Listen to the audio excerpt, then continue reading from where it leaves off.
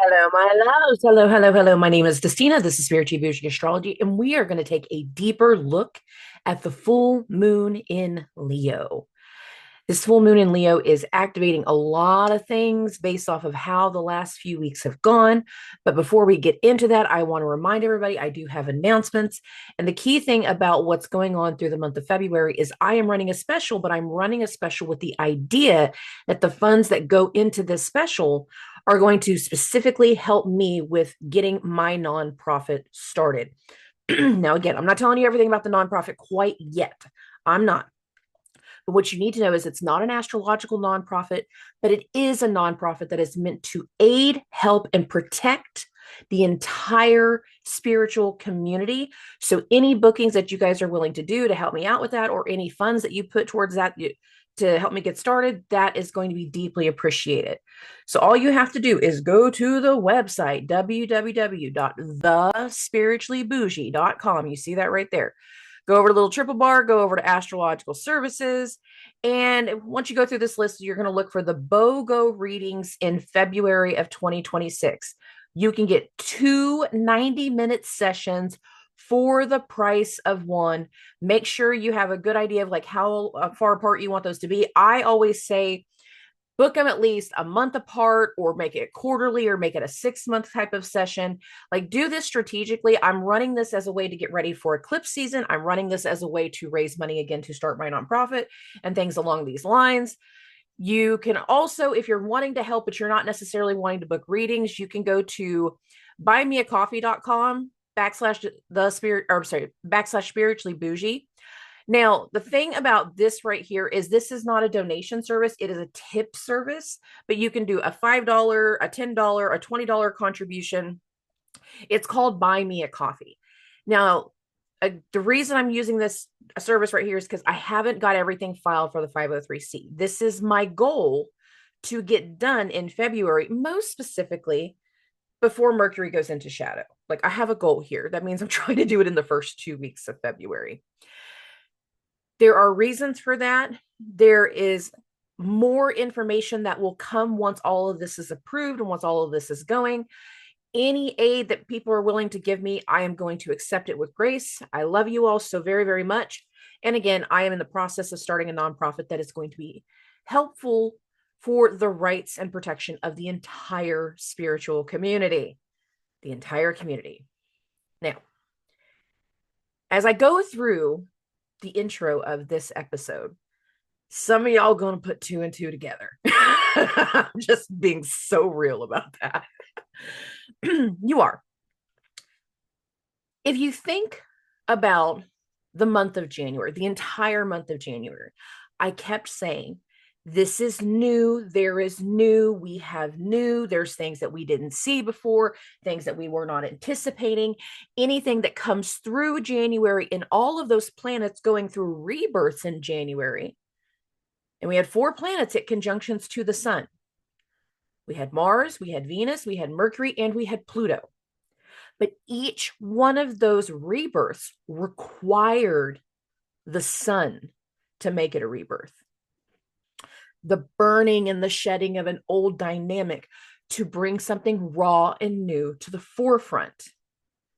The sun was required for all of that. Leo, this full moon in Leo, is ruled by the sun.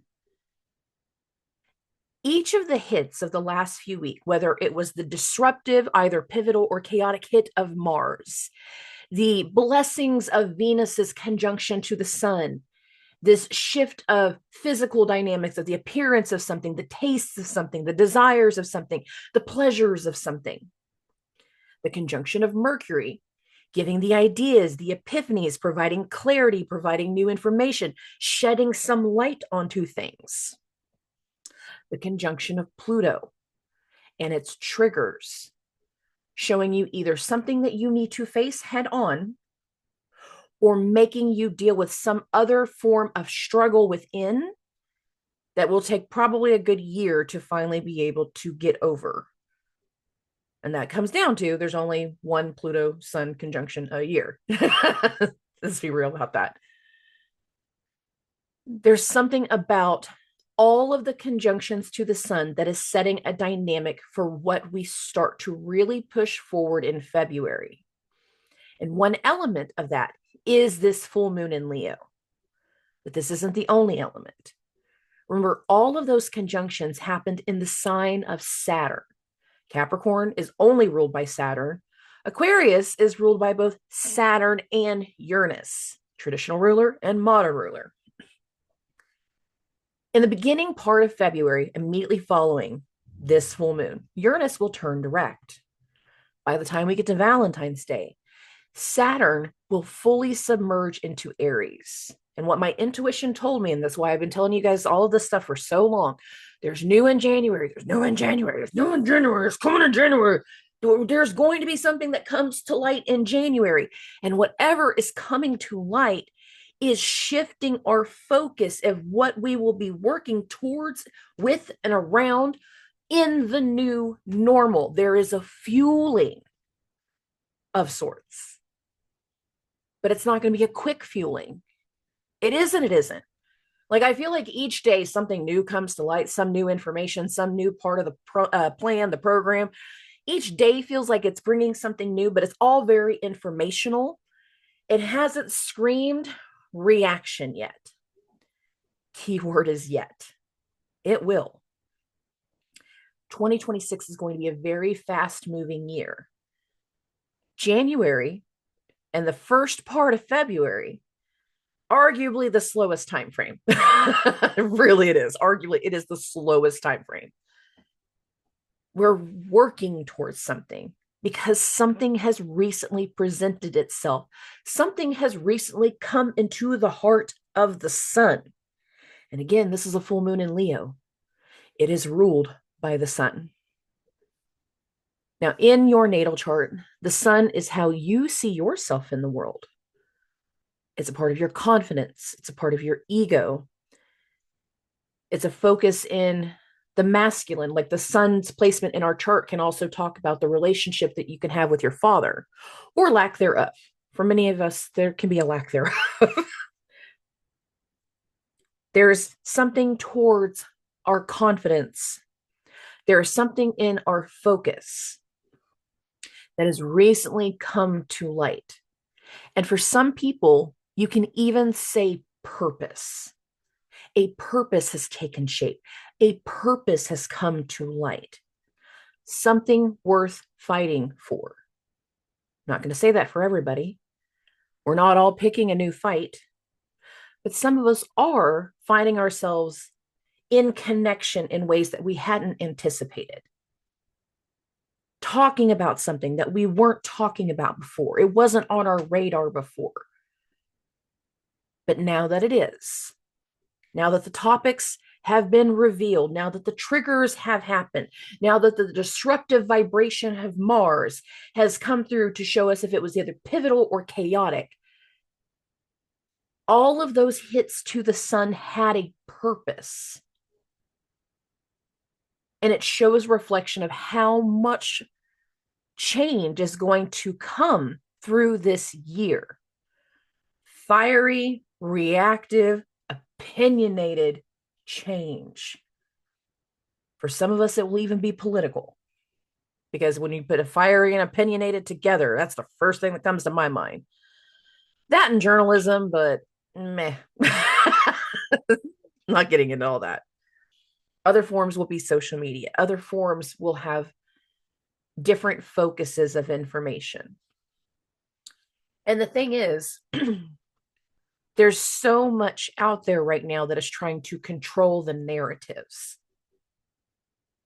And the push for so many people is going to be how we break free of that narrative, of that dynamic, of that idea, how we push to overcome. There's quite literally a light coming through.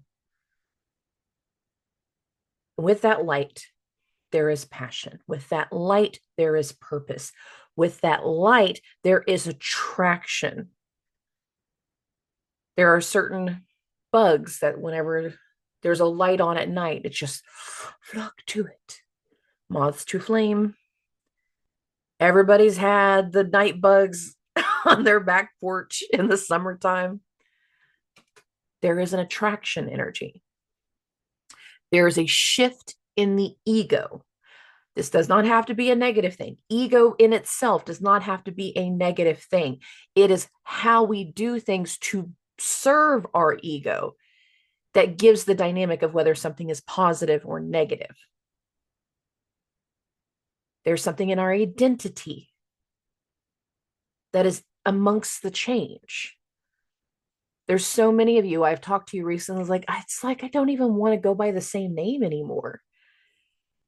I'm not using a single name of anyone that has said this to me recently, but it's like suddenly shifting to wanting to just use your middle name. For other people, it's shifting to shortening another form of your name. I always think of like Christopher. There's some people that go by Chris, but then there's the few that go by Topher. And that in itself, even though it's still the same name, it's just like by going by this, we get a different dynamic, something that we're more comfortable with. It's by eliminating the excess of something that we used to be. We now allow ourselves to focus on something different within ourselves. This is a rebranding. For many of us, our identity is shifting. It has been for the last few weeks. And it's like it's coming to a peak in this full moon. And I would argue the three signs that have been impacted the most would argue this. Capricorn risings, because the Sun and Venus conjunction happened, not Sun, Venus, Mars, Venus, and Sun, all three of them. Those planetary rebirths happened in Capricorn. But those transits then moved into Aquarius. And then the Sun, Mercury, Sun, Pluto conjunctions happened in Aquarius. But all of them happened in a conjunction to the Sun. And for so many Leo risings, because I said these are the three that I feel like have been impacted the most. Leo risings have been shaken to their core in so many ways. And as we get to the peak of this full moon, there's going to be, for some, a full disconnection. I am done with everything that has triggered me recently. Cut it off. Doesn't have to be a Leo rising for that to actually apply. I just want to be clear about that. I just feel like it's like extra emphasis on them because it is a full moon in their first house. But for others, it is going to be a level up. I'm done, but I'm not done. We won't do that path anymore. I won't take that crap anymore. I won't listen to this drama anymore. I will shift my focus into something that makes me feel better, makes me feel confident, gives me the strength again that I haven't had in a really long time. Passions, fueling, desires, shifting. It's not a one and done shift. It's a progression of energy that is unfolding. And for so many people, there's a peak in this full moon. Now, here's the deal. This is the last lunation before we go to eclipse season. After this full moon, we will be winding down to the new moon in Aquarius. And the new moon in Aquarius is an eclipse. It's an out of sign eclipse. The next time we have a lunation in Leo will also be eclipse season. And that is going to be August of 2026. So not only is this the last lunation before this eclipse season, but in a lot of ways, it's the last lunation in Leo that won't be an eclipse for the next few years. Put an asterisk next to that. That's a loaded statement. I will explain that whenever we're closer to the time frame, by the way, but it is. Whenever we go into the later parts of this year, the nodes will change signs and the eclipse axis will also be focused on Leo. So I do not feel like this is a one and done type of transit, given everything else that is going on, and on top of the fact that it is leading to even bigger vibrations that will take place later this year. For so many people, that shift in the identity, that shift in our confidence, the shift in our desires, the shift in our rage, the shift in our purpose is hitting a peak in this full moon, a peak that needs the right people at play to make something change, to make something happen. Now, for some people, you're going to see a shift in a person and you're going to see such a huge transformation. And you probably already have been. This isn't just going to happen, boom, overnight. Like it's not like it's been like you're slowly seeing this shift of a person in your life. And for some of you, you're going to be adamantly against it. I don't like what you're doing. I don't like this side of you. I don't like the politics. I don't like this kind of spirituality. I don't like this religion. I don't like this. And there will be some people that, as one side is rising and developing and shaking and going into a power, shaking something up to step into a power, shaking things off to step into a power, there will be other people that are still in the old vibration, recognizing the frequency change, and they will repel. I don't like it. I don't like this idea. I don't like this conversation. I don't like you acting this way. I don't like what you've been saying lately. I don't like it. Okay. You don't have to like it, because my individual change is not about you. It's about me and my ego and my confidence and the things that I feel driven and motivated about now. Think about what has come to light in January. Think about the new that has come through in the last few weeks. For some of you, there is still elements that it could go to late December, but for the majority of us, it was January. It really was. Think of how that has shifted you. Think of where your focus is now. A lot of people are struggling by how much new has suddenly taken over. You're like, it's too much too fast. Well, that's exactly what I said was going to happen. And there was a reason we were doing the opposite back in 2025 to break away from an old dynamic so we don't carry these things into the new vibration. We don't carry this frustration. We don't carry the depression. We don't carry the things that have been weighing us down, because again, there is a shift in our confidence that we are now stepping into. The shedding of last year was necessary. We're in this final stage of shaking off the loose skin. And if you think about in Chinese astrology, last year was a year of a snake shaking off the loose skin. It is what it is. There's a reason for it. There's a purpose for it. What is coming to light, what you are feeling inside of yourself, what you are starting to see in the world around you, with people in your surroundings, the shift was necessary. And this is either a completion full moon for some people, or it is a level up moon for a lot more people. And it is shifting a gear, but this gear feels like it's kind of more in a locking in. We've been in certain gear shifts for a while. This one feels like locking in. And it feels like it's really pushing a drive, an ambition, a desire forward in ways that it's hard to measure. Making sure I covered everything I wanted to cover in my notes. I feel like I did. Okay. Now, if you have never seen a full moon or new moon video with me before, that is okay. Here's the deal. I read everything from a whole house system. I don't care if your ascendant is at 2 degrees or 22 degrees. Whatever zodiac sign your ascendant is in is your first house. I do like to pull cards. Got the deck right here. After I pull these cards, I do my best to say them on the podcast, because I know a lot of people are listening to audio only and not all of you are watching this on video. Any cards that I am pulling, pictures of this will also get posted on the Spiritually Boujee Astrology Facebook page and my Instagram. So be aware of that. So we got the cards, I got the screen. Let's get going on this.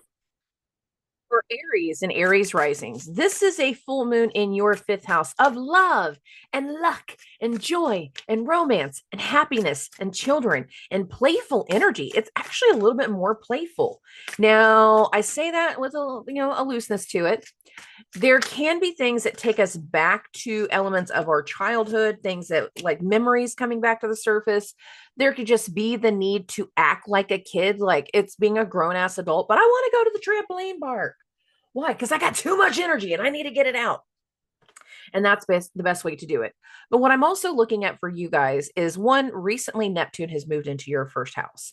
And this energy is really impacting the brain, the ideas, the focus for many of you. But you're also feeling this buildup of Saturn about to come into your first house. Remember, all of the recent energy was going through your 10th house of career and is now currently in the 11th house of friends, network, clients, colleagues, people that you choose to share your space with. Some of you are either being pushed into some level of responsibility, but in this energy right here, you kind of feel happy about it. You're feeling lucky about it, or you're getting enough of a distraction, even though you've been forced into something that you didn't realize that we're going to have to deal with, that you have like a distractive moment in the full moon to get your inner child at play. But it's like doing it with the people that you surround yourself with, because Mars, your chart ruler, is also in Aquarius in this 11th house. So I feel like even if we are being pushed into something or feeling blindsided by something, and some of you, that blindsiding is really going to force you to walk away. It might not be immediate. It might be something that takes the course over the next few months. But some of y'all might be getting like antsy and feeling like you're about to walk away from something or someone just because so much has come to light. And the only way you can come to terms with that decision is, again, do something that speaks to your inner child in this full moon. So go to the trampoline park, go skating, ice skating, something like that, whatever it is.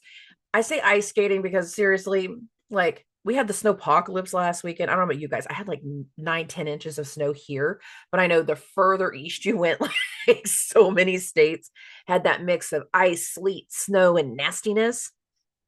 I'm joking when I say ice skating, but it's winter. I can say ice skating. It is what it is. All right, let's get into your cards. We have this Empress card, which can very much be like a mother card. Again, there can be things that go back to either your childhood, a focus on your children, but like also with this Empress card, it can be talking about your role as a mother or how you are being put in charge of certain things, and it feels almost motherly in some ways. In other ways, it's like a very earned prestige. Some of you all are stepping into a new power that you are super excited for. Some of you are feeling pushed into some things, and it's like the news, the information of the recent weeks is kind of coming to a peak in this full moon, and it's making you again realize some passions, decisions, and things along these lines. And there's more than one person involved. We have the Empress card and we have the King of Swords. Again, Mars, your chart ruler, is in the 11th house of friends, network, clients, and colleagues.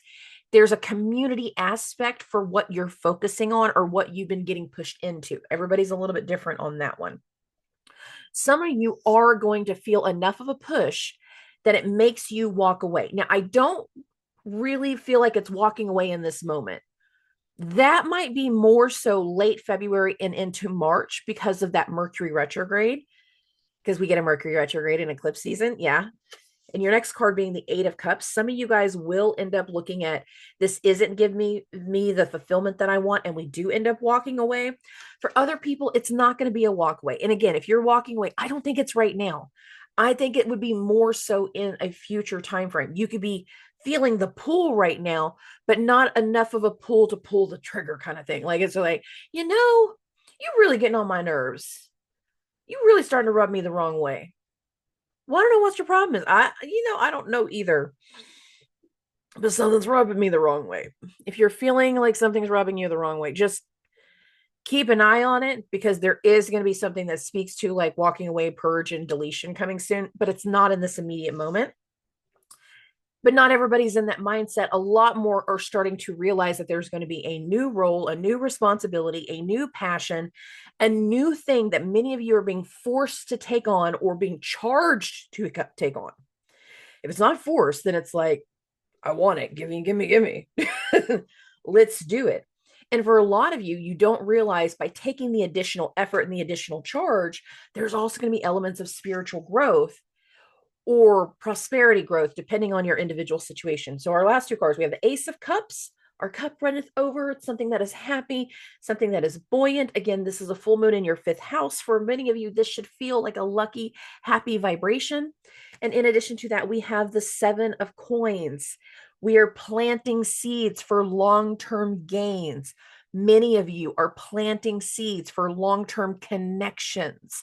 And if you get their connections going right, of course, there can be a financial gain in that too. It might not connect in the same way as everything else, but we're planting seeds for long-term gains. But for many of you, it is most specific in your career and in your connections of how you're connecting to people, whether that is your clients, your patients, it's whatever. Like, we're planting seeds for this new vibration. And for many of you, there is going to be a level of a role or a responsibility that specifically falls onto you based off everything that has come to light recently. But again, it's a fifth house full moon. It's kind of lucky. It's kind of fun. It's kind of happy. Doesn't have to be bad. All right, let's move this along. For Taurus and Taurus risings. Okay, my loves, this is a full moon in your fourth house of home life, family, roots, ancestry. Here's the thing that I learned whenever I was in real estate. Just because a transit is in your fourth house of home life, and family, it doesn't necessarily mean that it's your family. Because when you build enough houses, this is the truth. When you build enough houses, it's not always going to be your home life. It's not always going to be your family. And considering your chart ruler, Venus, is in your 10th house of career, has recently made a conjunction to Mercury, this can be a career vibration, but it still like impacts the family. So again, home building situation, just because that's what I used to do. That's the example that I'm using. I'm not projecting that you don't have to get into home building. There can also be something in regards to home decorating, helping a family friend move, having somebody moving closer because there's a career option, or you talking about stuff with your family of like, maybe I should move because I have this new opportunity that's coming through. Like, there could be something that, again, that it's like your career's in the focus, but it also can have this tie in to certain family members. And again, we are planting some seeds for some long-term vibrations. And I think a lot of you have had recent opportunities that we're not even sure if we want to take. Now, that seems rather specific. And I would think of two elements whenever it comes to this time frame. One, Venus did go to a conjunction with the sun, but that was more in the earlier mid parts of January in Capricorn. But literally this week, Venus made a conjunction to Mercury, and it was the second in a series of three. There was a commitment being made. There was an opportunity that came to light. There was news of something. And many of you are in this like shifting focus based off of the recent news, either that Venus rebirth that happened in most exact around the 14th to the 20th time frame. I'm like January 16th will stick out in my head right now, but I'm doing that part from memory, so I apologize. But it's that mid-January time frame. For others of you, literally in the buildup of this full moon, there was this Venus-Mercury conjunction of some kind of news, some type of information, some kind of meeting, something that came through. And many of you are trying to consider what the new thing is. We have the Four of Cups first. So the Four of Cups is like new opportunities that we hadn't considered, that we don't necessarily know what we want to do with. We're a little unsure about. We're afraid of taking on too much, or we're afraid of some kind of change. The thing is, all of those transits that have been going through Capricorn, but now are in Aquarius, that's Uranus's sign. Uranus is the modern ruler of Aquarius. And immediately after this full moon, most exact on the 3rd, Uranus is going to turn direct in your first house. You are meant to have a turn in opinion, a turn in vibration, a willingness to do something where we might have hesitancy in and around the full moon, but after a few more days of thinking, like y'all need a couple more days, it's like really considering the new information that has come through with certain people and making a decision to follow it. We have the Knight of Swords and we have the Ace of Wands.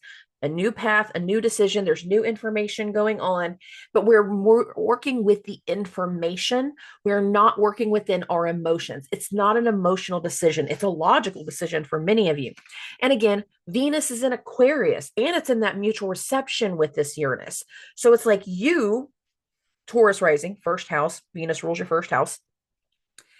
Focused on career, focused on the prospects for the future, focus on looking at something new. And for those that are looking at something new, I need you to know, one, is it going to go fast in the sense of this year? Absolutely. But you are still in a timeline of planting seeds because we have the 7 of coins, but we also are following this with the 6 of swords. I love the 6 of swords in the traditional deck. Like it's a woman on a boat pushing away, pushing away from things that were negative from the past, people from the past. And even though you can't really see the banks of the ground nearby, you know, or she knows, it doesn't matter where she lands next because it's got to be better than what she's leaving behind. I'm telling you, even if you can't see it all quite yet, whatever opportunity is coming through, whatever plan has come through, whatever news has come through in the recent weeks that you are now considering, this is not going to be like the shit from before. There's a reason for the consideration. And you might need to have some additional conversations with people, King of Swords energy, and realize that here pretty soon, when you decide to take on this new challenge, whichever decisions you're making, it is also going to make a huge change in how you connect with people. And this will feel like it will happen rather quickly because it's going to happen over the course of the next 2 months. And I say that because we're setting the stage for where we're going to be making some changes. And that Mercury retrograde that's coming at the end of February, I'm like, we're setting the stage now. That Mercury retrograde is going to be completely in your 11th house of friends, network, client, colleagues, and people you choose to share your space with. There's a reason for the shift. There's a reason for the new opportunity. And for many of you, the vibration around this full moon will be the acceptance of this new dynamic, this new power, this new support, this new idea that we hadn't considered before. There's an acceptance for many of you. And it's like once you accept it, Uranus turns direct, and then you can slowly start to move with it. But this will be the last time Uranus ends a retrograde in your first house. So in a lot of ways, every gear shift of the last 8 years has prepared you for this moment and this upcoming timeline. Be aware of that. Okay. Moving along, moving along, moving along. We're going to get to Geminis and Gemini risings. Oh, my loves, my loves, my loves. I hope you guys have been doing well. I hope everything has been going okay. This full moon is in your 3rd house, which is not a heavy place. Honestly, it's not. The 3rd house is a communications house. It's a short distance travel. It's a siblings house. For many of you, there's some kind of topics of conversations that need to be had. For many of you, you're looking at travel. Maybe you're traveling for work. You're going to a seminar. You're going to like a regional event of some sort. The reason I'm saying all of that is because Saturn is still in your 10th house of career goals for the future. This can also have to do with hospitals and fathers. I'm not quick to go in that direction quite yet, but there can still be things around hospitals because the thing about the 9th house is its levels of institutions. Well, a bank is an institution. A hospital is an institution. A prison is an institution. There can be things that speak to institutions, especially if there is something around the news of death as of recent. Why am I saying that part? Because Uranus is in the process of ending its retrograde in your 12th house of the unknown, the unseen, and endings. But not all of you are going to be dealing with institutions. Not all of you are traveling.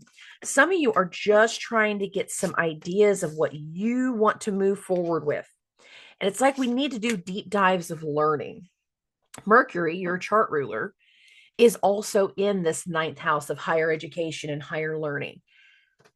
Many of you got an itch last summer with Uranus in your 1st house. You did. You got an itch. There was something that we started to want to do. We started working with different people. We started connecting with different people, and we liked it. It felt good. It felt vibrational. It felt nice in some way. And then by the time we got into winter, it's like we lost some part of that good feeling. We're not as lively as we were. Like we realize now that deep within there's something extra that needs to be pursued. There's something extra that needs to be learned for us to be able to step into something new in the way that we're thinking about, for us to pursue something in the way that we're thinking about. Many of us have a vibration of something that is shifting. Now, for some people, it might be a career shift. For other people, it might be a family shift. I almost said familia for some reason. I apologize. It's still family, but I was saying it the other way. There is some level of shift. And for many of you, you need to learn the transitional part. What does that mean? Uranus is in the 12th house. Uranus rules Aquarius. Saturn also rules Aquarius. Saturn is ending its trip through your 10th house of career. Uranus is about to turn direct in your 12th house of the unknown, the unseen, and endings. Some of y'all need to come to terms with the fact that you need to cut something off.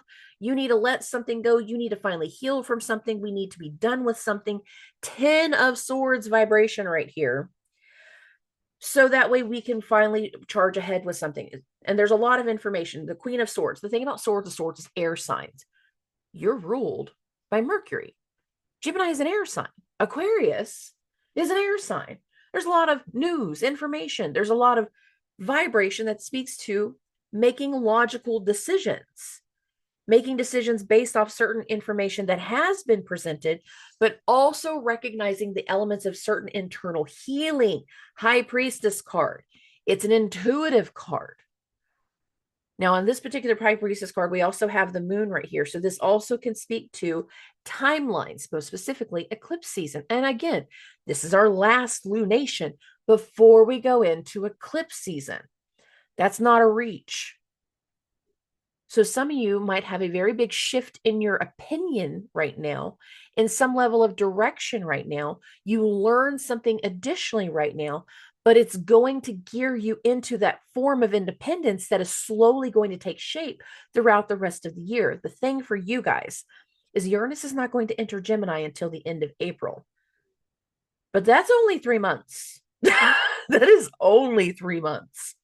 That's not that long.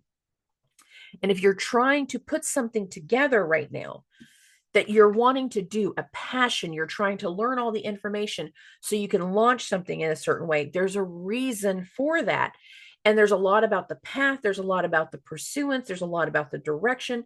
There's a lot about the desires. We have this Knight of Wands. And the thing is we're wanting something that speaks to us and makes us feel happy. God forbid we be happy about something. And for you guys, be happy longer than 2 seconds. Some Gemini placements, and I am a Gemini Sun and Mercury, I can say this. You got the memory of a freaking goldfish. You've been hungry for 30 seconds. I've been hungry forever. I've been tired for 30 seconds. I've been tired forever. The goal is to find something that speaks to a brilliance and a desire for something that we really want, that will make us happy for longer than 30 seconds, for longer than our short attention span. And again, Queen of Cups following this. Do the deep dive of whatever you're learning. Do the trip if that's what you're doing. Go to the hospitals, go to the doctor's office, go to the library, wherever, if you're doing the institution things. All of this is necessary for you because it's going to really gear into how you're connecting with certain people, your friend groups, how you're putting something together for a new long-term independent vibration. If you're mentally busy right now, that is okay. Now, I want to be clear as we get into parts of February, most specifically after February 8th, because that is when Mercury, February 8th, 6th, that is when Mercury is going to go into Pisces. Some of you are going to get lost in the sauce after Mercury goes into Pisces. This is a good time for all the logical learning before you get lost in the sauce.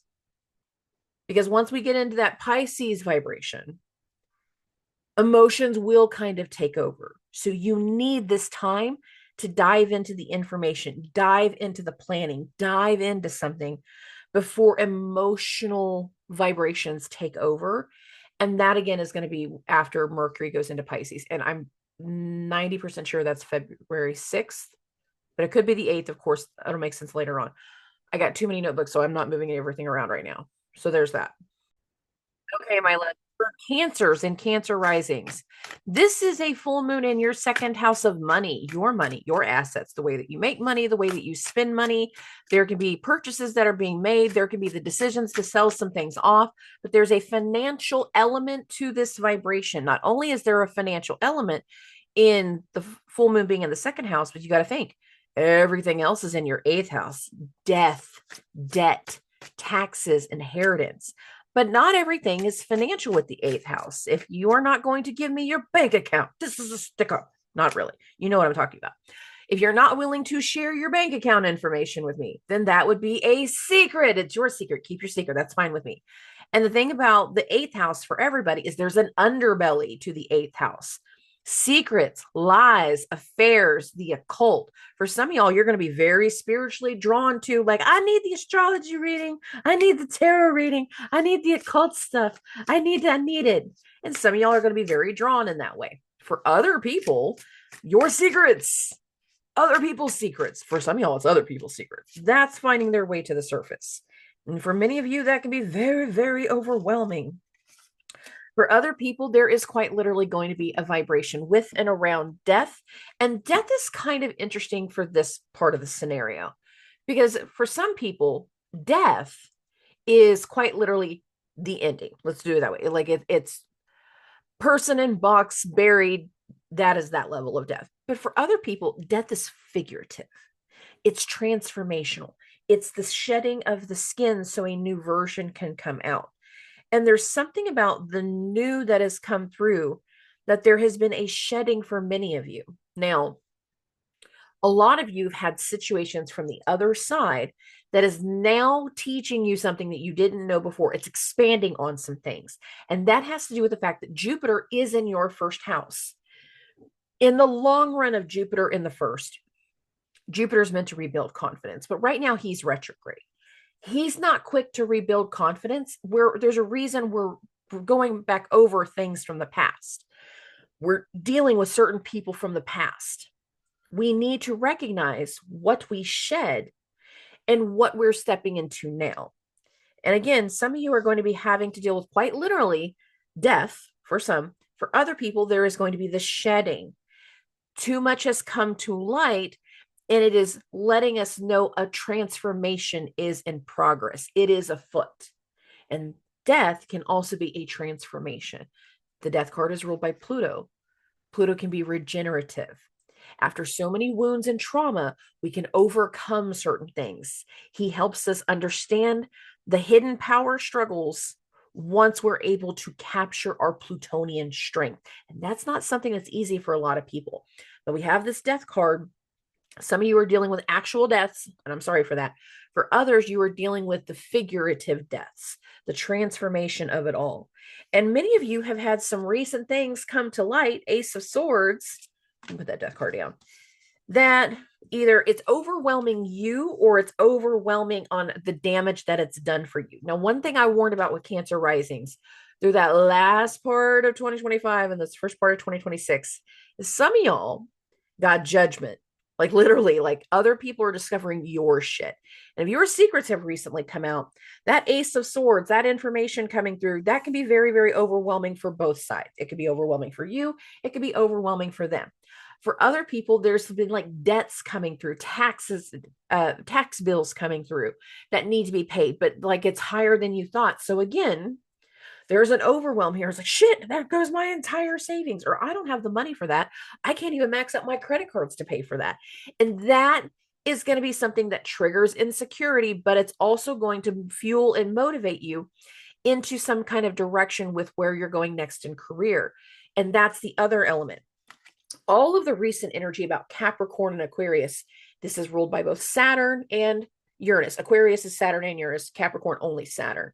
But all of the energy of the last month, all of January, has been shifting a gear for many of you as to where you're going to be focusing on in career, where you're going next into the future.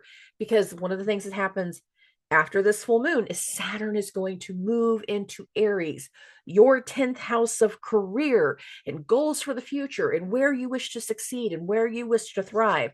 And many of you have a new path that has either been recently brought to light or is about to be brought to light. We have this Ace of Wands, and it's going to require making us make some changes. Now, for some of you, that's going to go really, really well. You're like, you have the right connections, you have the right people in your surroundings. The Six of Cups, it's like there's a camaraderie there, there's good things there. For other people, it's just like we're waiting on one series of decisions, one series of strategy, one series of negotiation, and very, very quickly, it's going to be the news that is coming through. Immediately after the Uranus turning direct, and Uranus, again, modern ruler of Aquarius, Mercury will hit a square to that Uranus. All of the planets except for Pluto, Mars, Venus, the Sun, Mercury, not in this order, will all hit squares to Uranus throughout the month of February. And there will be things that start to shift into focus. And for many of you, there's either education, things that you need to learn, or things that you need to teach that's coming up here in the near future. But this is the financial commitment around it. It's like, yeah, I'm going to pay for that class, or sure, I'll teach that class. This is how much it's going to cost you. Okay. There's going to be things that tie to institutions or even travel very, very quickly following this full moon. There's a lot of noise. They do move quickly over the course of February. They're not going to be as startling as January, but a lot of you have a directional shift in your career path. That's also a part of what's going on right now. So we have a financial change, potentially transformational change. A lot of you, future elements towards rebuilding your confidence. You might not have the full rebuild at this moment. I'm not anticipating that. But we also have a directional shift in regards to where we're doing next in our career based off of Saturn whenever it goes into Aries. Neptune is already there, but Saturn is about to go in, and Saturn gives a lot more of a tangibility, not just like, this sounds like a fun idea, because that's more of a Neptune thing.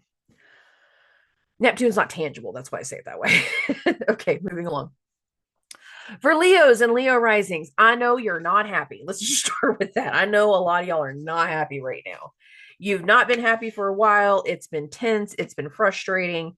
It feels like there has been judgment. It feels like for some of you, there is like a lot of people against you, or it feels like no matter what you do, you can't focus on yourself because it's like you're always focused on what everybody else is doing because everybody else is just taking a priority, or everybody else is forcing so much that you can't even focus on yourself. But really and truly, in this full moon, you should focus on yourself.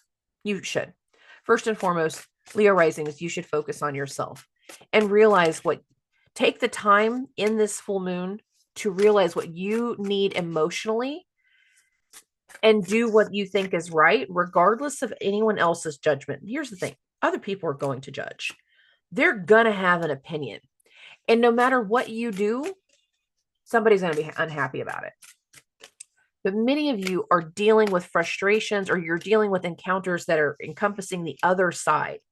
They're surrounding the other side. And I feel like for certain Leo risings, it's kind of a damned if you do and damned if you don't. But all of the recent conjunctions to the sun have really shifted your focus. It's shifted your desires. It's shifted what you've needed, and it has shifted your confidence. So again, in this full moon, I want you to do the things that are necessary to really get yourself back on track. Now, it's not going to be a one and done situation. In fact, it's probably going to be a 6-month situation because, again, this is the last lunation before this eclipse season. But the next time we have a lunation, most specifically the new moon in Leo, that will happen in August of this year, it will be an eclipse. For many of you, you're done. I'm done with this. I'm done with the feeling. I don't want to repeat this pattern. I'm tired of what feels like backstabbing. I'm tired of what feels like judgment. I'm tired of everybody putting all of this stuff on top of me. We have the Seven of Swords. It is followed by the Seven of Cups. The Seven of Swords is a betrayal card. It's kind of a backstabbing card. And then we have the Seven of Cups, which is an overwhelm card. A lot of y'all are tired of being beat up. And many of you, I'm so serious when I say this next part, You're not going to have full elements towards rebuilding parts of your confidence until the second half of this year. But you also have to get to a point where you're putting your foot down and not continuing a certain pattern like there has been. So again, 7 of Swords, 7 of Cups. We need to finally do some things that we haven't been willing to face before. Now we have this 8 of Swords following those other two. It has been hard to face the truth that not everybody is on your side. It has been hard to face the truth that you have had lessons in the last few years. Please note how I'm saying that, of knowing the difference between friends and lovers. It has been hard to face certain realities, but a lot of them are meant to kind of come through in this full moon. Shifts in regards to your strength and your confidence, Sun card, but also what your emotional needs card. Needs are, needs are. With the Moon card, look at that. Sun and Moon. I can't even make that up. That's what came out. You need the sun and the moon to have a full moon, babies. There's the needs for emotional confidence as much as there is needs for emotional well-being. To rebuild your confidence, you have to face certain fears around what the other people are doing so you can finally start putting things aside or putting things into place for yourself. And for many Leo risings, the activations of this full moon will take a good 6 months to fully develop. It is not an overnight success. It is not an overnight achievement, but you are done and ready to level up in some way. And that means facing some fears head on and knowing that there are going to be other people that are never going to be satisfied with what you do. Let go of wanting their appreciation, wanting their attaboys. They don't pay your bills. Recognize that you are done in so many ways with things that hurt your inner child. Recognize that no matter what is going to happen on that other side, you have to be there for you first. Now, for those of you that are in a higher level of confidence, whenever your shine is accepted in this next few days, when the confidence level is accepted, it will also draw people in, because the other thing about that full moon is that sun is dead center between Pluto, Mars, Venus, and Mercury. And there's a surrounding energy. For some of you, you are focused on just making the other side happy with something. For some of you, you are drawing the other side into you. You're capturing their focus. You're capturing their attention. You're starting to draw people in. Use that to your advantage. Don't just sit there and accept levels of judgment. Put your foot down, but also understand the steps towards rebuilding your confidence will not be overnight. And more of you are going to start to feel your confidence rebuild as we get into the latter parts of this year. But this right here feels like drawing a line in the sand of like, all right, I'm done. I'm done with the judgment. I'm done with the shitty behavior. I'm done with all of this. I'm going to do something different. But for a lot of you, you're doing something different for yourself. All right, moving along. Moving along. For Virgos and Virgo risings, this is a 12th house full moon. This is a healing full moon. This is a shaking of your core full moon. Some of you, it's going to be that. Some of you are going to have like levels of spiritual growth and healing with this 12th house. Others are going to find a different kind of purpose with this 12th house full moon. Others are going to be aware of things that we want to shake away from. It's like having little bits of the past come back around and be like, nope. I don't like the way that feels. And we're shaking something loose. Now, for a lot more of you, there can be health things that are kind of on the horizon also, or they have been a big part of the conversation as to recent. And that is because Mercury is in your 6th house of health. So how you care for yourself, how you care for other people. But here within the next week, your chart ruler, Mercury, is going to enter Pisces. It is going to go into your 7th house of relationships and partnerships and legal matters. And some of y'all got some legality things coming. You got some contracts coming. You got shifts in your partnerships coming. And we are looking at really connecting to something, releasing an old dichotomy in the full moon, but that release prepares us for the new dynamic, the new commitments, the new connection, the new that's coming through.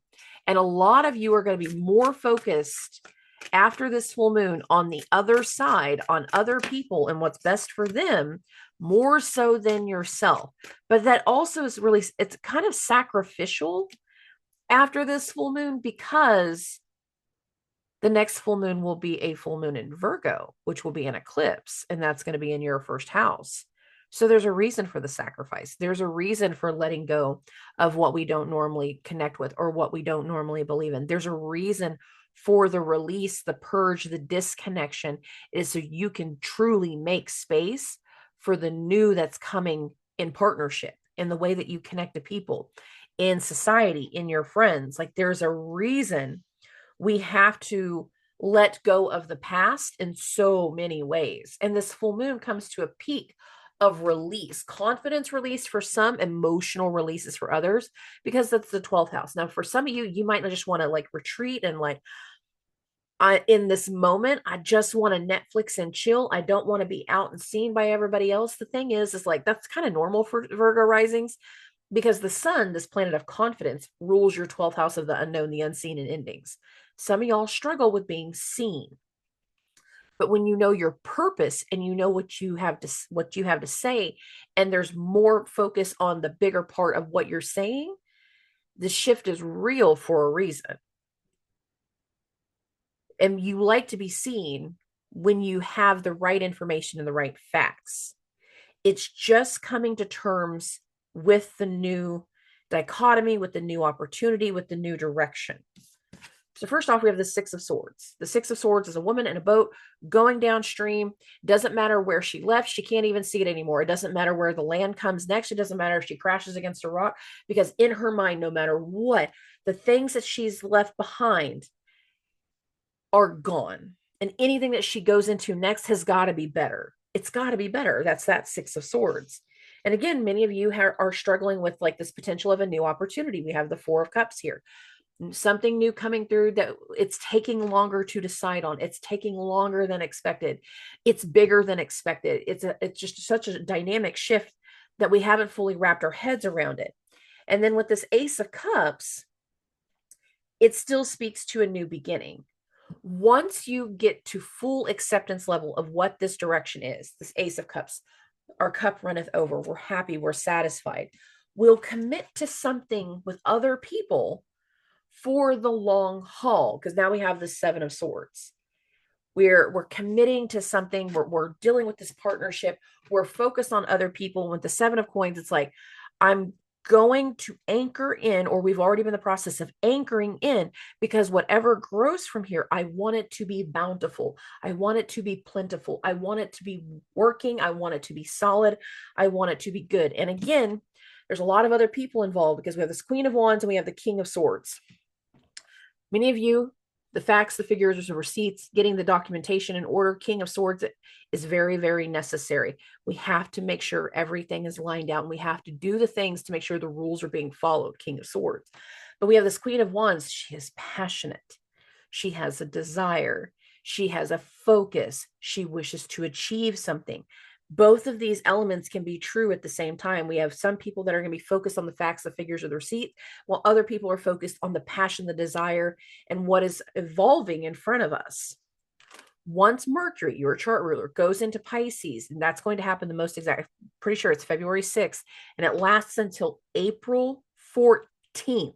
So it's a little over 2 months for you guys, where Mercury is going to be in your 7th house.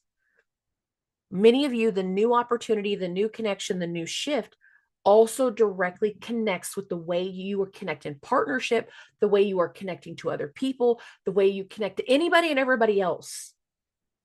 And by the time we get through eclipse season, you will change, but so will the people that you connect with.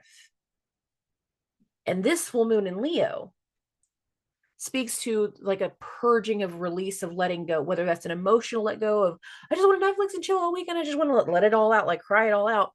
For other people, it's going to be a physical change of some sorts, because the thing is like, it's a full moon in a fire sign. Not everybody is sitting still.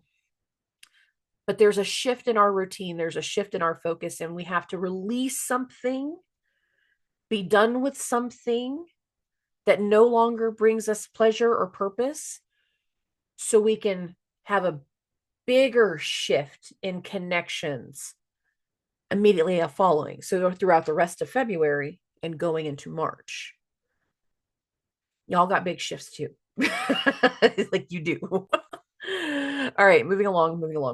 We're going to get to Libras and Libra risings. This is a full moon in your 11th house of friends, network, clients, colleagues, the people you choose to share your space with. This is a full moon. So full moons for some people is going to be a completion. For other people, it's going to be a level up. For some of y'all have a new opportunity that's coming through that kind of speaks to your inner child in a way that you haven't dealt with in a while. Why do I say that? Because your chart ruler, Venus, is in your 5th house of love, luck, joy, romance, happiness, and children.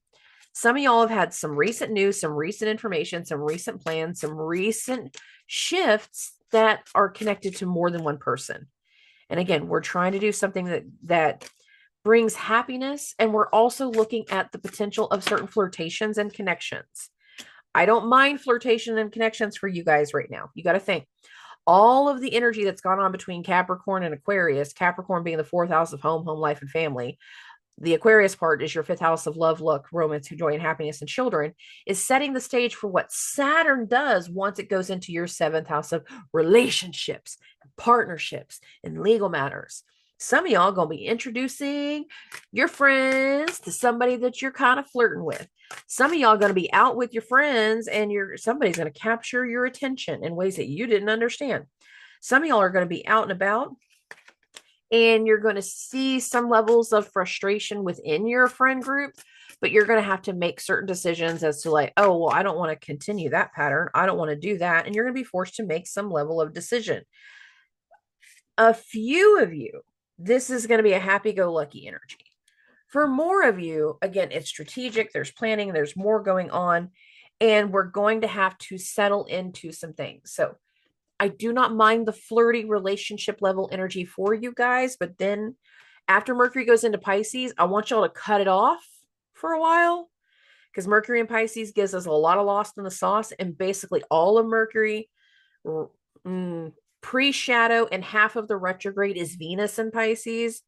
So we're like the rose-colored glasses is going to be real. I will like things better after Venus goes direct, which is roughly around March 20th. And then Venus will also be in your 7th house during that time. Flirting right now is fine. After the mid-February timeframe, cut it off. Most specifically, when Venus and Mercury go into Pisces, cut it off for a while. And then after Mercury goes direct, you can go do what you want again. I'm giving you a timeline. Flirt all you want, you Venus-ruled people. And some of y'all are doing exactly that, because I got this 2 of Cups, and you're the only people that have had a lover's card so far. So some of y'all, it's love, luck, joy, romance, happiness, and children. It's introducing your new boyfriend or girlfriend to your friends in this regard, or it's going out with your friends and somebody captures your attention. Some of y'all, there's a flirtation energy going on during the full moon, but it's not going to last forever. So be aware of that. We do have that flirtation energy, and some of y'all are going to be, kind of into it. We're going to be talking some things, but your values have changed in recent weeks. And whenever you start having some of these conversations, it's not going to be the romanticism like you would normally do, especially right now with Mercury being in Aquarius. It's not going to be romantic at all. It's going to be more along the lines of like, what do you do for a living? Do you have your own place? Like, how do dogs feel about you? How do you feel about your exes? It's like we're having the most logical conversation to decode the red flags before we fall into lost in the sauce energy. And lost in the sauce, if you're going into flirtation and it starts to continue, you might just be like overly lost in the sauce once Venus and Mercury go into Pisces.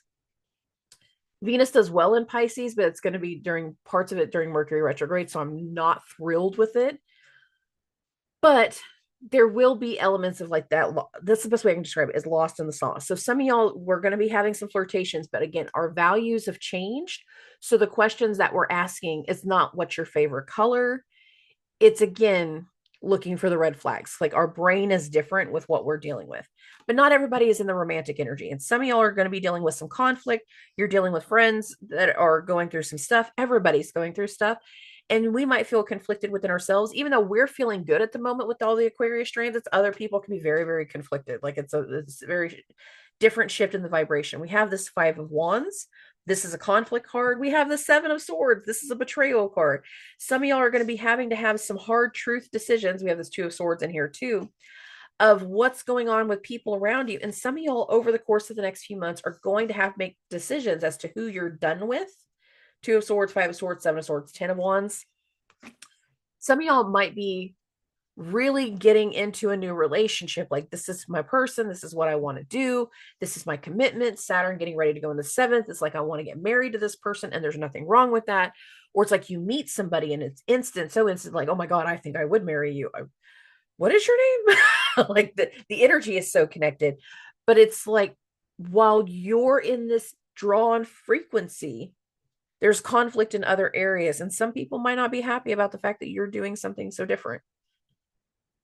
And again, there's going to be elements over the next 2 months that start to come into light in this full moon that speak to, we're going to have to release some people, release some things, and let go, because they're not going to be something in the long term that continues past eclipse season.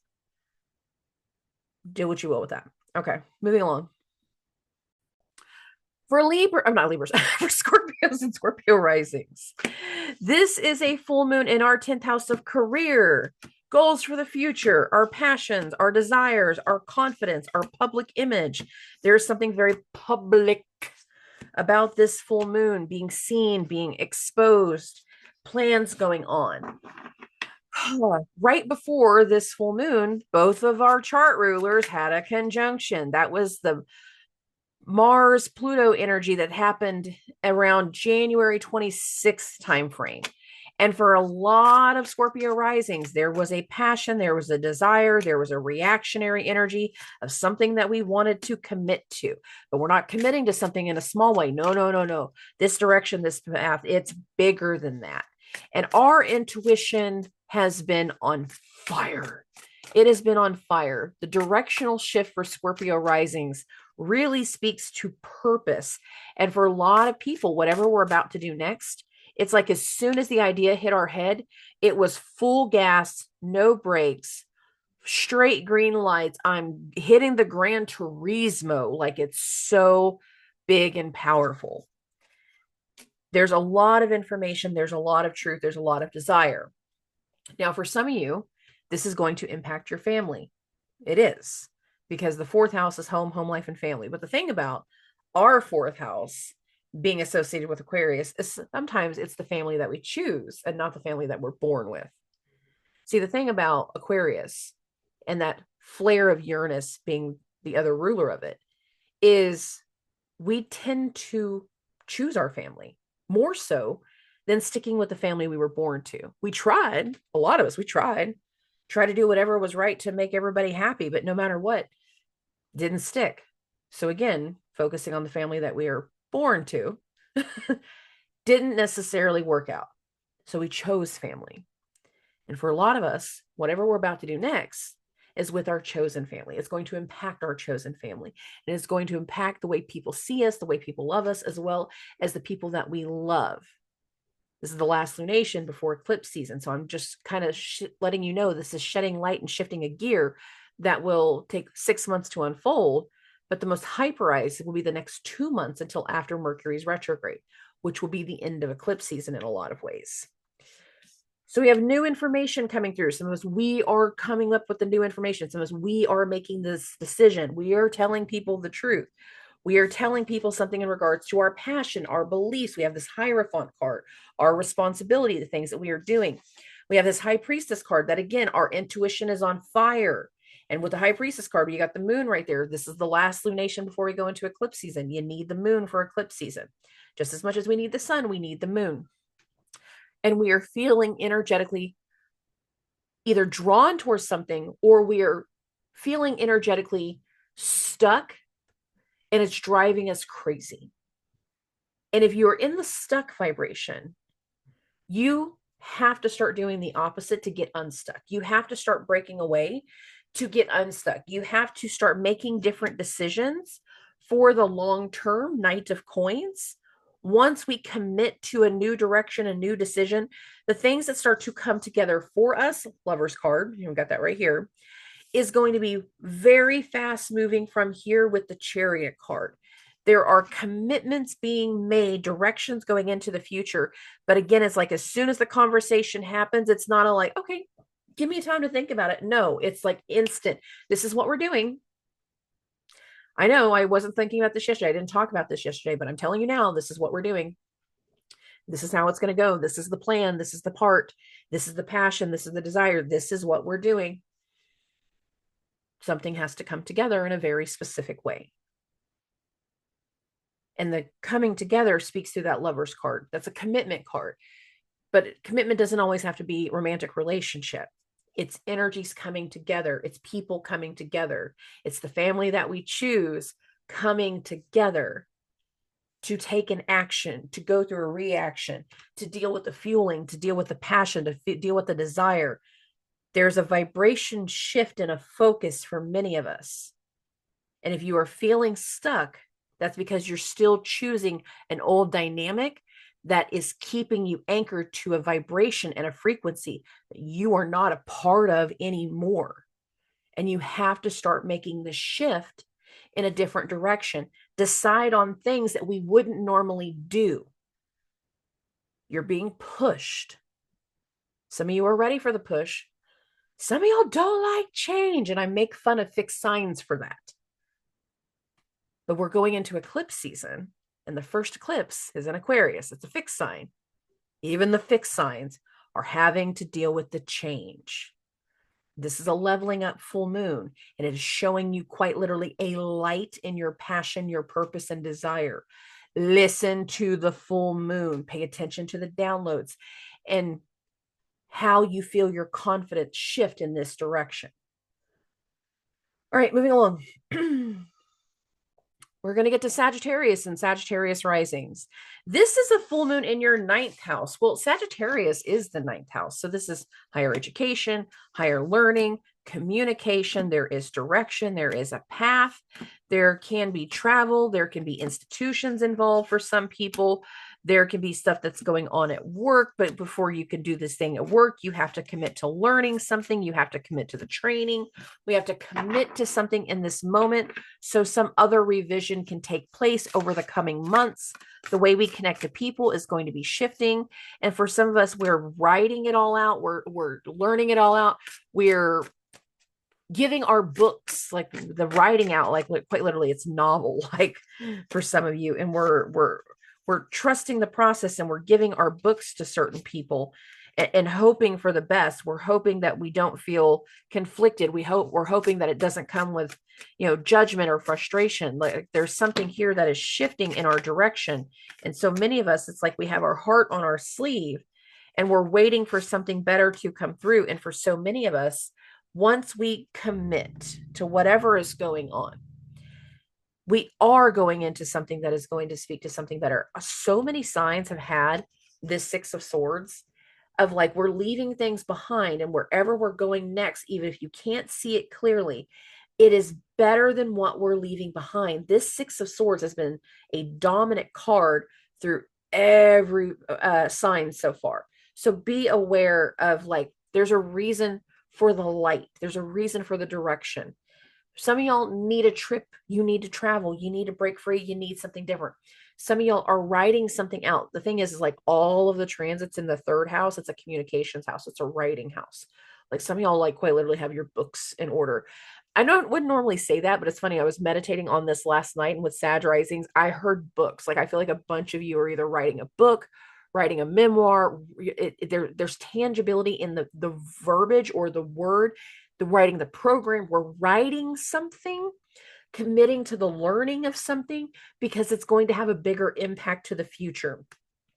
And once we weigh all the pros and cons and we hit the decision of what we're going to do next, and here's that Two of Coins. And I love this Two of Coins because it shows this Libra element of like the balancing of the scales, but it also shows this eclipse energy. And again, this is the last lunation before eclipse season. Many of us have to make the choice to do something different and commit to something for the long term. Ace of Coins. Is it easy? No. Are some people going to get mad about the fact that you're doing some other level of change? Absolutely. Five of Swords. It's a conflict card. There's going to be some people like, don't you think you've done enough lately? Don't you think that this has been too much? Don't you think we should be done with all of this? You would think, but no, we're not. We're not done. And I'm sorry this bothers you so much, but I'm telling you the shift I'm going into. I'm feeling this direction. I'm feeling this pull. I'm feeling this call. And it doesn't matter. Sometimes you're just going to fight with certain people because they're just going to be mad that you're changing so much. Five of Swords. Sometimes we just fight to fight and there's no clear winner. And there can be overwhelm with certain judgments that are coming from other people with this Seven of Cups energy. They can be overwhelmed. There could just be overwhelmed with all of how fast everything is going because it is a fast moving energy. But if you do things that speaks to your heart, Knight of Cups, if we do the things that speak to our heart and find our internal compass, there is a path, there is a direction, there is a focus in regards to what we do next in our career, in our goals. Because after this lunation and we go into eclipse season, yes, we're going to have that Aquarius third house eclipse, but it's an out of sign eclipse. It's committing to something that's going to take time to really unfold. But the other eclipse is going to be the Virgo eclipse, and that is your 10th house of career. There is a light, there is a passion, there is a desire coming through in this full moon that is going to impact the changes that we do in our focus towards our career and our goals for the future and where we're going next, what we desire next. Commit to the learning process, commit to the travel, commit to the risks in this full moon. It's actually more beneficial for you guys than you realize. So there's that. Okay, moving along. We're going to get to Capricorns and Capricorn risings. There's a lot of financial elements for you guys. This is a full moon in your 8th house of death, debt, taxes, inheritance, shared assets, shared resource, and some of y'all are going to be done with certain people that aren't paying the bills right. I don't want to talk right now. This is not working. You ain't been paying. You ain't been doing this. I found this credit card bill that I didn't know was even a credit card that we had. Like there's a financial element to it of like, for some of you, there is going to be a financial cutoff. You could be getting cutting off. You could be cutting somebody else off. And considering all of these other planets are in your 2nd house of money, some of y'all just might just pay something off. You have the funds to do it. Or it's like the only way I can make everything work is to work all these double shifts so that way I can afford wherever we're going next, this trip that we're going on, this direction that we're looking at. Some of y'all, again, it's going to have the cutoffs, but it might not be your cutoff. It just might be what's best for everybody. Many of you have had a lot of change over the month of January because of those rebirths that happened in your 1st house. Venus in the 1st and Mars going through a rebirth in the sun with the connections to the sun. Like each one of those showed you something, but the sun rules your 8th house. Death, debt, taxes, inheritance, shared assets, shared resources, but there can also be the secrets. As much as there could be some kind of financial element to this vibration, it's not all financial for everybody. For some people, there is going to be lies, fraud, deception, secrets, affairs. The thing is about the 8th house is it's got a duality element for everybody. And if you're not willing to give me your bank account information, which you shouldn't, that's fine. It's not about that. If you're not willing to be open about something, then it is a secret. And the thing about the 8th house is it is a house of secrets. It is a place of secrets. So again, some of the financial element could be discovering a secret credit card that we didn't understand, or finding out somebody else has been squandering the money instead of paying the bills, and now more stuff being stuck on you. There's a huge financial element here.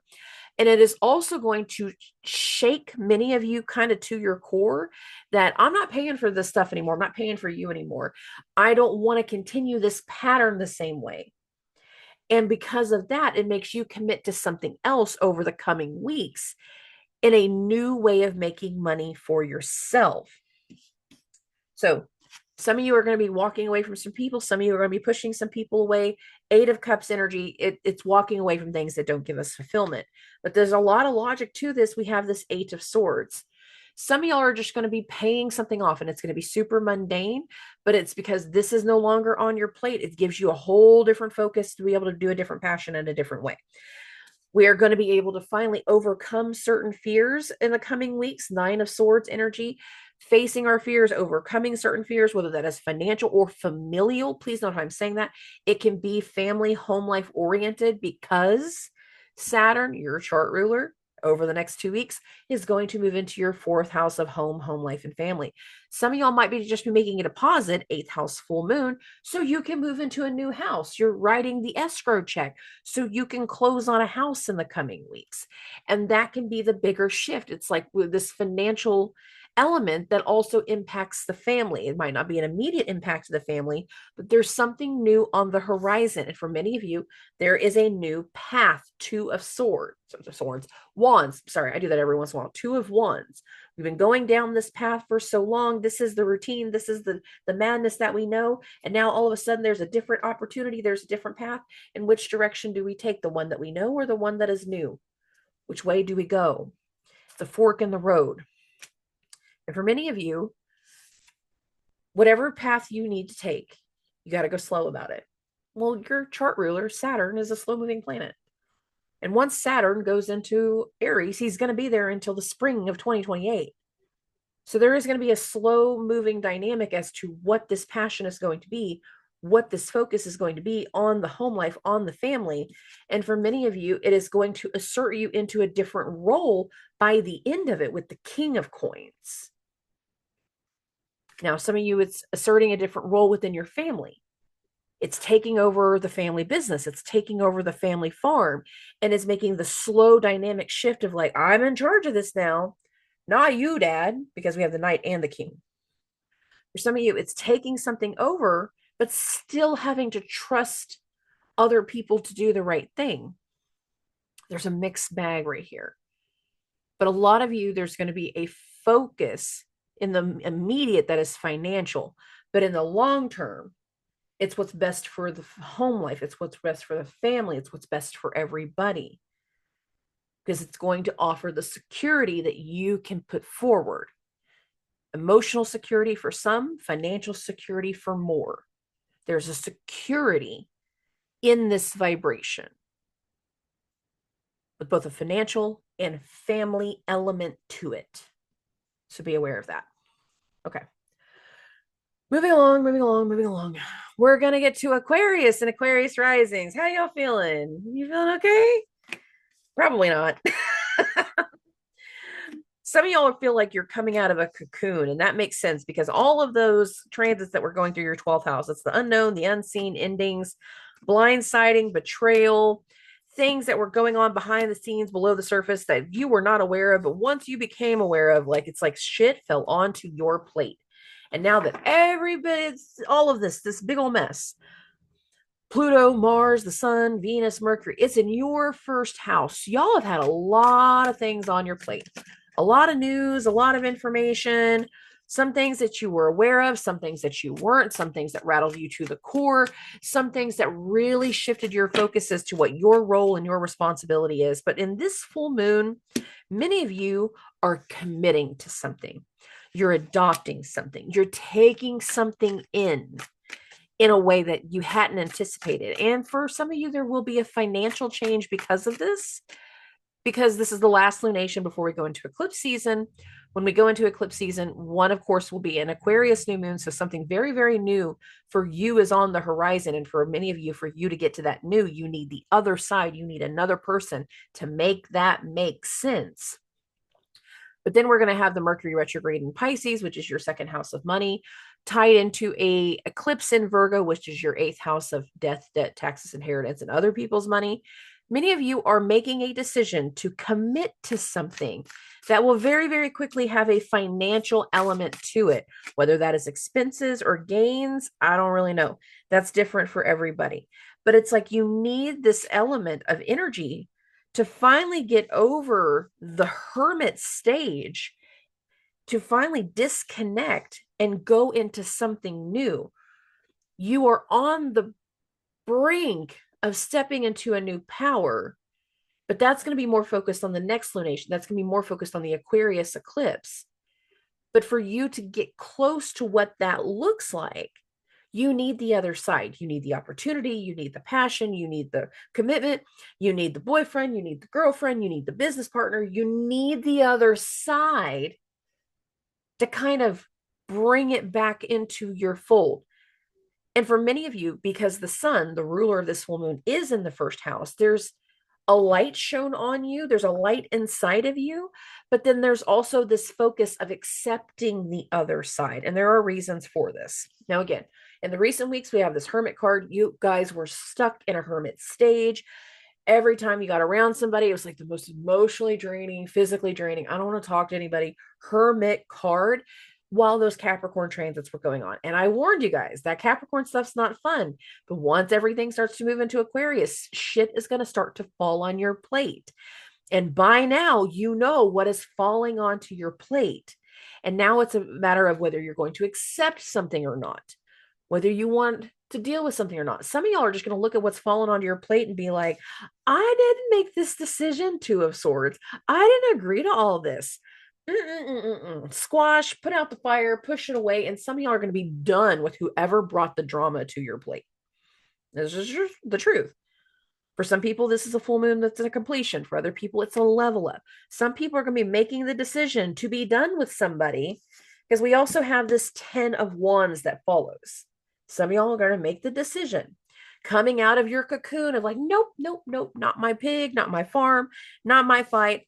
I don't want to deal with it. And you will make some cutoff kinds of decisions. It can be person related. It can be situation related. It can be emotionally related. There is elements that still speaks to cutoffs.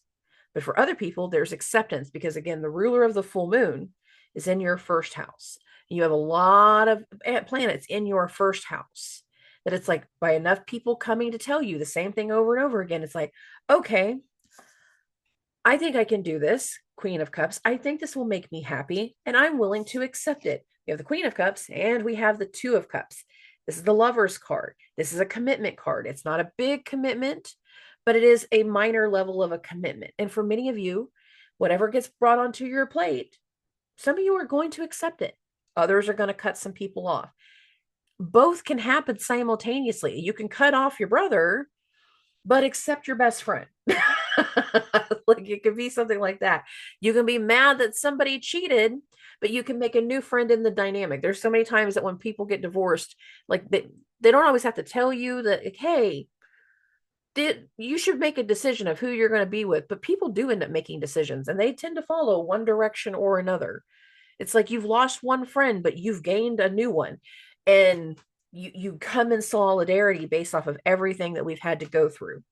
And not only do we have the Queen of Cups and the Two of Cups, we also have the Fool card.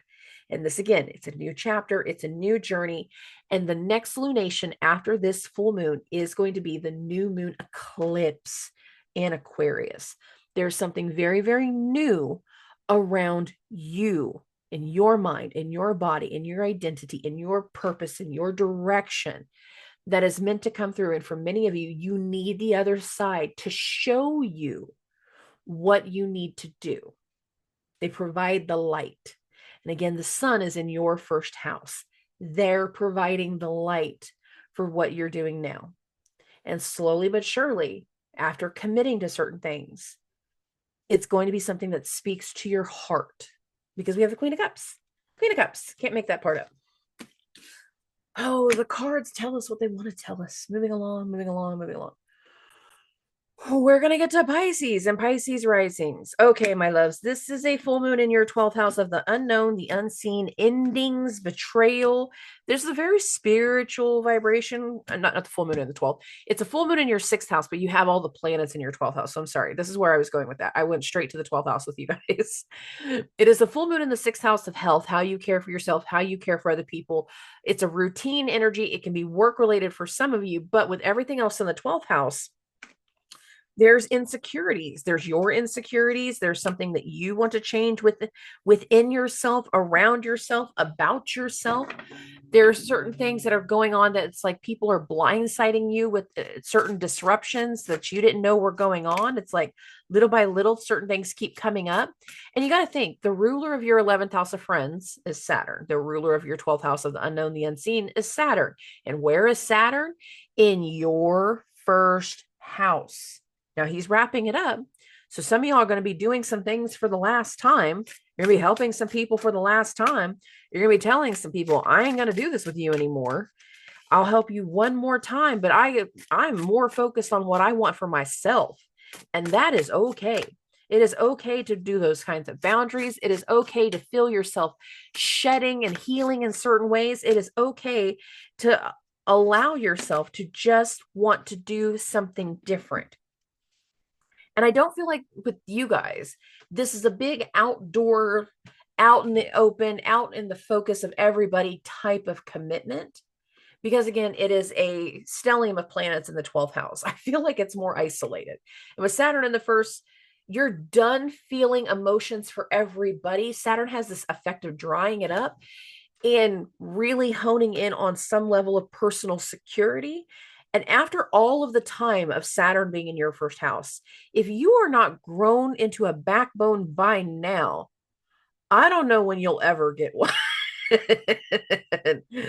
So let's start with this Emperor card because it's a very Saturnian of like, I know things have been going on. I know things have been happening, but the thing is like, I can only handle so much of it. And some of you, it's either you're going to be cutting some people off or you're going to be telling people the changes within yourself, and it's going to inspire them to be able to make cutoffs of their own.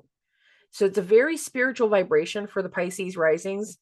And the Emperor card again speaks to that level of backbone that I'm talking to you about. Like it's a very Saturnian vibration because of that. Many of you are really starting to feel some kind of spiritual growth or spiritual goal. We have the 7 of coins, of things that we want to shed, a purpose that we want to do.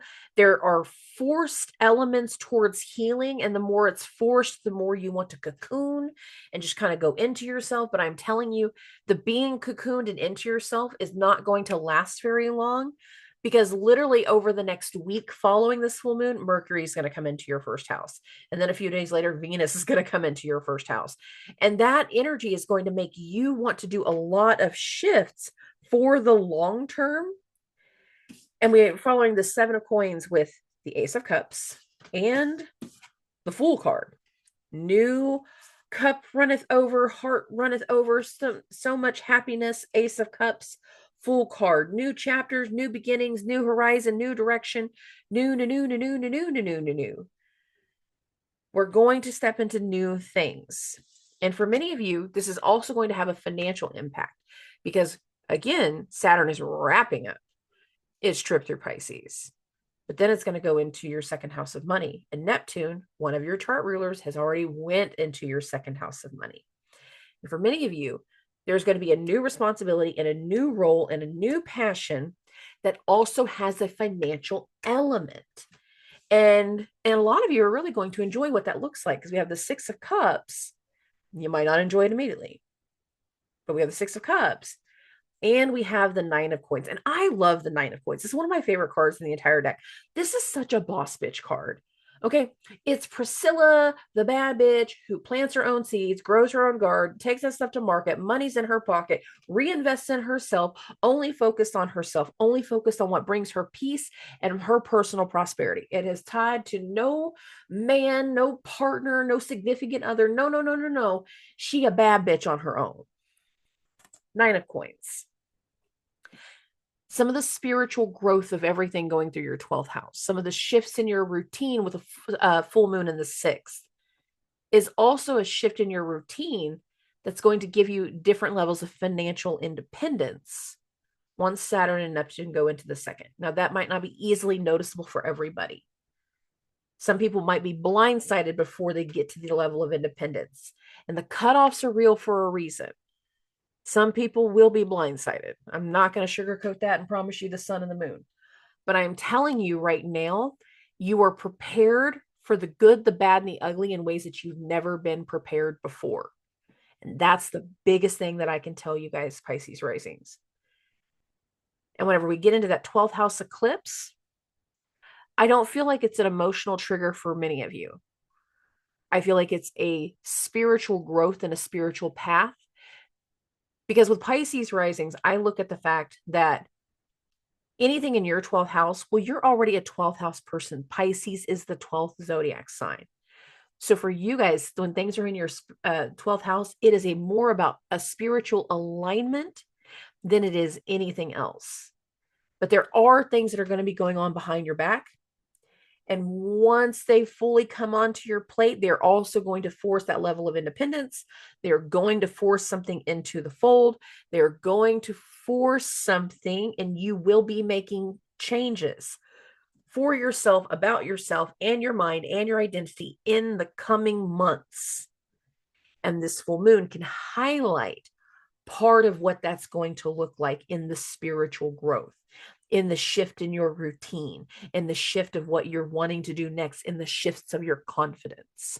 So be aware of that. I feel like for more people, for more of you guys, this is an internal vibration than an external one. But 6th house full moon, some of y'all are just going to mess and be like, bitch, I got a puppy. That goes into the 6th house also, because the 6th house can also have to do with pets. So yeah, puppy therapy is a great thing. I'm a huge fan. Love it. Every time I do yoga, it feels like it's puppy yoga because dogs are in my face. Okay. I love and appreciate every single one of you. Hit me up with questions, hit me up with concerns. I will talk to everybody very, very soon. Subscribe.